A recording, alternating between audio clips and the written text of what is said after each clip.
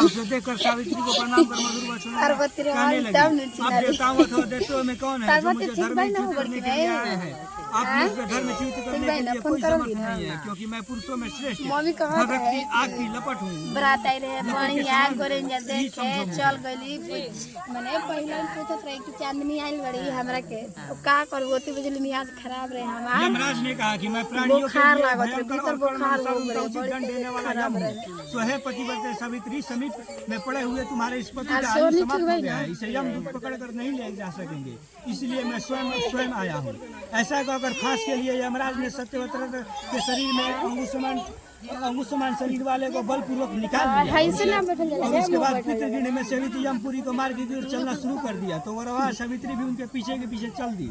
यम ने पतिव्रता होने के नाते चलने ना थकती उसने कहा कि हे सावित्री, एक मुहूर्त हुआ है, तुम यहाँ तक मेरे साथ आ गई हो, अब लौट जाओ। हे विशाल नेत्र वाली, कोई भी जीव बिना आयु समाप्त हुए मेरे इसी यमपुरी मार्ग में प्रवेश नहीं पा सकता है।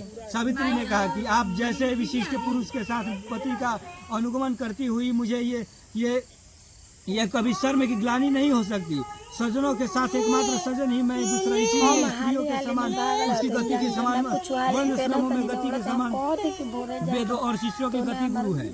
इसी पृथ्वी तल के प्राणियों के समान पति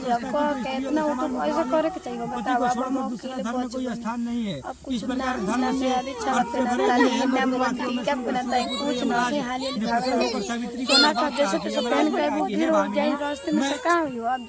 मैं तुमसे प्रसन्न हूँ, तुम्हारा बबू घटाओ ना, बबू घटाओ ना। मम्मी आए जो बच्चे राज्य को पाने की वर मांगी और वन को महापुरुष के लिए देखने के लिए और पिता के लिए पुत्र तथा पुत्रिया की प्राप्ति के लिए वर मांगा तथा प्राप्ति के लिए पुनर्जीवन धर्म को सीधी दान को मांगा।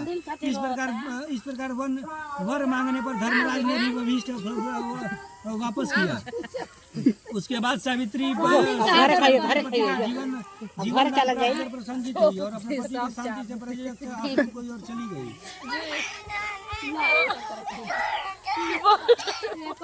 उसी सावित्री